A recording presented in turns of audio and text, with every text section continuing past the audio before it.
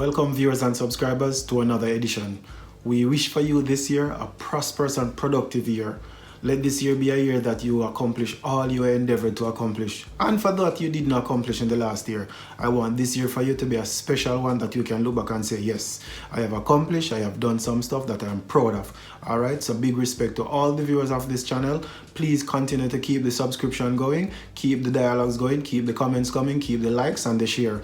Get others to like and share. Even if you don't like to, you can also declare that, alright? You're still a part of the process, so big respect to you for just stopping by. There are so many channels with so many things to offer, and we really appreciate you stopping by on this particular channel, so bless up.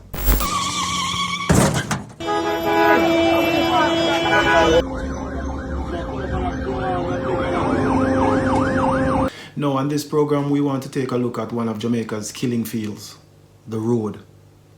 Jamaica has the highest rate of accidents in the Caribbean. Sad.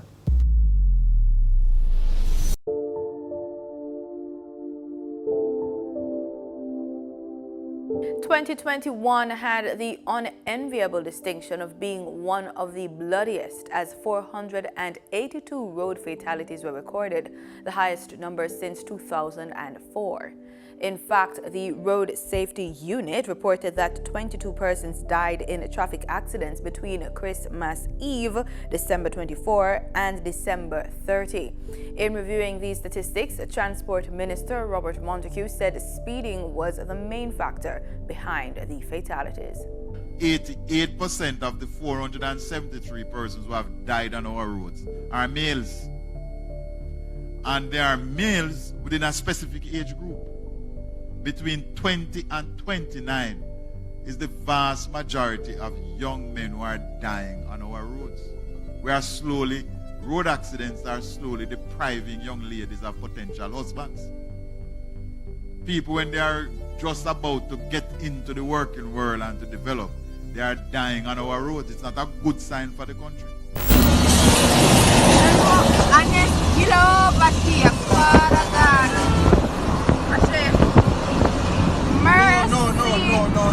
No. What's that?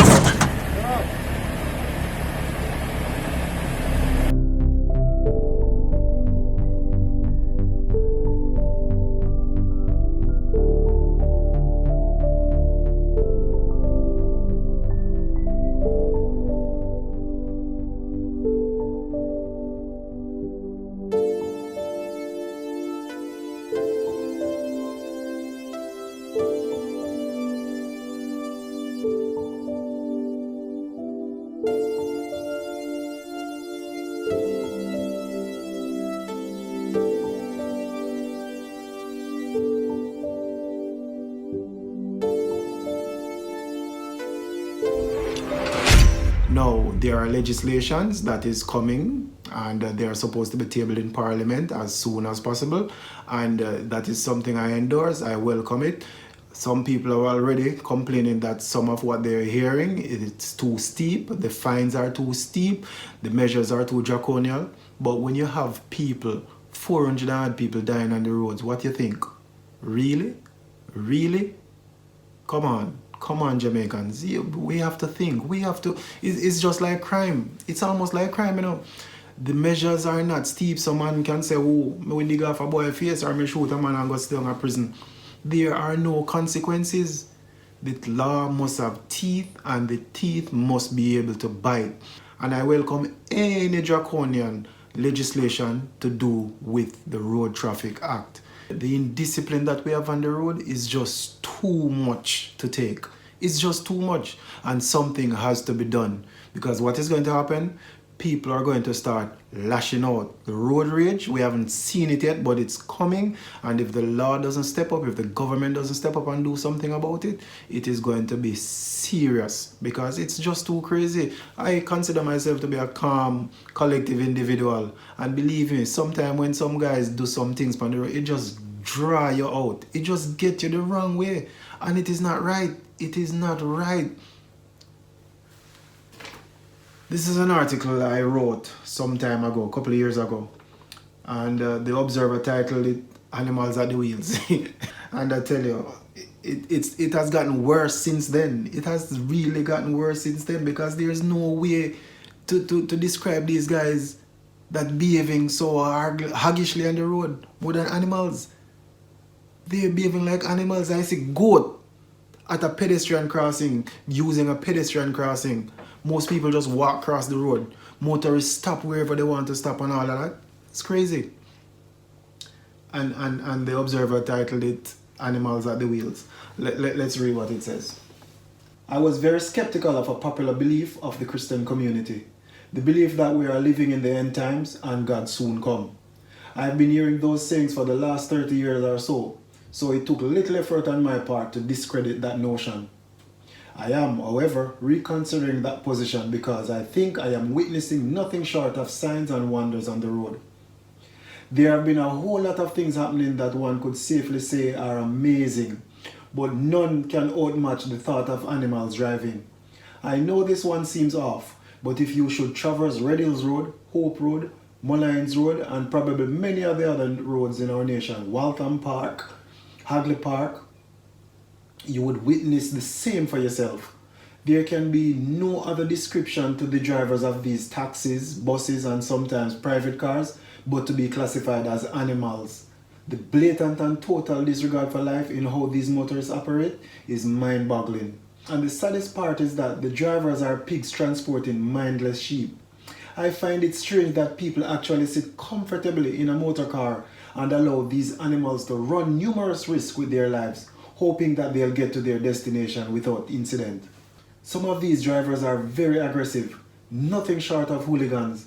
They lace you with all kinds of expletives and prepare to threaten you when you refuse to pull off the road and allow them to pass in your lane. And that is one of the major causes for more and more people getting angry in traffic. They brag that passengers rarely die or get injured seriously when they have an accident, so it's not a big deal. But in fact, it is a big deal when you have to take time off to go to the police station, insurance company, and mechanic to get your vehicle fixed. And that's a huge proportion of productive time wasted. Hence, it affects the economy in a massive way. It's only a matter of time before the regular person starts taking the law in his or her own hands and dishing out one's own brand of justice. Something definitely needs to be done, and it cannot continue like this on our roads. Too often, these guys, these drivers, are not just taximen, so I'm not targeting them, but they are the main culprit because they do some ridiculous things on the road. And like I said in the article, threaten you. Come out of my way, boy, and behave in a manner of it's almost as if you're on their driveway. And something has to happen because it cannot continue like this. You know, people talking about crime and violence and the police must put more emphasis there. You know, these are the very little indisciplines or big indiscipline. These are the little things that chip away the discipline of a society, break down the moral fiber of society. Right? And then we start becoming numb to it. So this leads to other things. Because when a man going to pull over in your lane, right? You refuse to give him pass. You refuse to run off of the road to allow him not to hit your car. Right? And now come out and start body up and give you all kind of expletives and all them friends this and the Dan car you drive, because apparently a lot of these taxis, illegal or otherwise, are owned by Dans. And you know who fuck you are this boy and all them thing there. What are you saying to me? What are you saying to me, a law-abiding citizen? That I must live and cower in fear because you're driving a dance car, and when you're doing illegal activity, the illicit driving on the road, I must pull off and allow you? Look at the amount of accidents we've been having on our roads. Jamaica, we can do better. And it's a bunch of hooligans. And the truth is, it is becoming normal because it's not only the PPV vehicles. You now have regular persons driving private cars are doing the same, and some of them, it's because of the frustration, so they end up doing the same thing. Some of them are not really bad drivers at the onset, you know. But what happened? You sit in traffic for hours, and then somebody's gonna decide that, you know what, me now sit in the traffic, me now wait my turn, me go around at the very stoplight. Guys don't stop behind another vehicle anymore. They come around and make a second and sometimes a third lane. It's crazy. It is crazy. Something has to be done about it. Something has to be done about it. If draconian measures are not implemented, then it's not going to change. The shift needs to change. It's a cultural demoralizing degradation of the society, and it has to be changed. If the laws on the book were of any value and of teeth and of consequence, we wouldn't have some of the problems we're having. Jamaica is not beyond fixing, you know.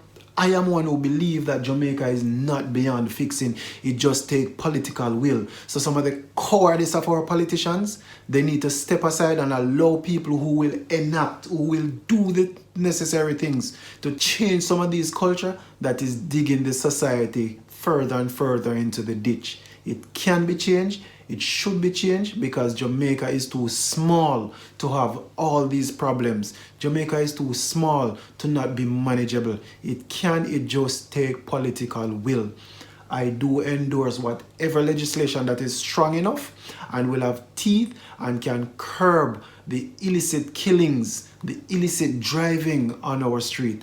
I firmly stand by and support the law whenever it is enacted. I don't even care what it is. I don't even want what is going to be tabled in Parliament to be, some of it to be left up to the police's discretion. No, I want the law to be clear, so it is a basic step by step to follow. This is what is on the books. This is what the police have to administer. And yes, when you do that, it limits the capacity for a policeman to do corruptly, to act corruptly, to get a driver off or anything. I endorse the digital ticketing system so people can swindle their way out of it. You understand? These are some of the necessary changes that needs to happen and hold people accountable. Right? We have to. We just have to.